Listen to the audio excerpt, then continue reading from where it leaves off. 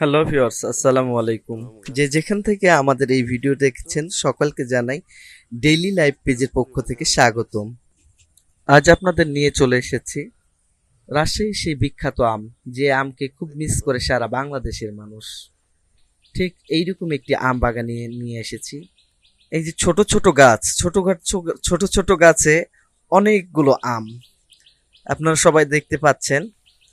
যে গাছটা অনেক ছোট কিন্তু প্রচুর পরিমাণে আম ধরে আছে। এটা সম্ভবত আম্রপালির গাছ। এরপরে আপনাদেরকে দেখাবো যেটাকে আমরা রাজশাহীর ভাষায় বলে যে ফজলি আম।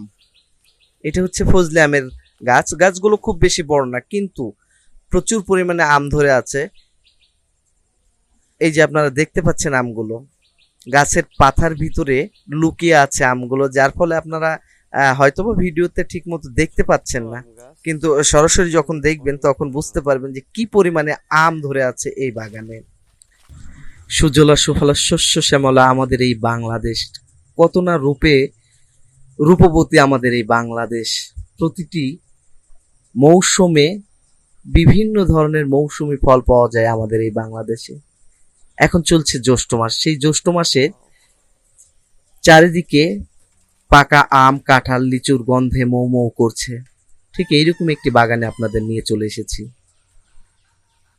এই বাগানে আরো বেশি আম ছিল কিন্তু সাম্প্রতিক কিছুদিন আগে যে একটা ঝড় হয়েছিল, সেই ঝড়ের কারণে এই বাগানের আমগুলো পড়ে যায় এবং অনেক আম নষ্ট হয়ে যায়। তারপরেও যে পরিমাণে আম আছে, প্রচুর পরিমাণে আম, একদম ফজলি আম। গ্রামীণ পরিবেশ, গ্রামে এত সুন্দর একটা বাগান, খুব সুন্দর লাগে আমাদের এই বাগানটি দেখতে। আর বিশেষ করে রাজশাহীর আম বলে কথা, সারা বাংলাদেশে রাজশাহীর আমের সুনাম। দেখছেন কি থোকায় থোকায় আম ধরে আছে আমাদের এখানে, প্রচুর পরিমাণে আম। খুব মজা, ঝড়ের সময় যখন আম পড়তো তো সেই ছোটবেলার স্মৃতিগুলো মনে পড়ে।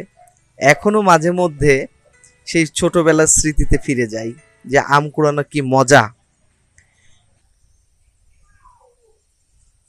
যখনই ঝড় ওঠে ঠিক সেই মুহূর্তে সুযোগ পেলেই আম বাগানে চলে যেতাম, আমের মৌসুমগুলোতে দিয়ে আম কুড়াইতাম।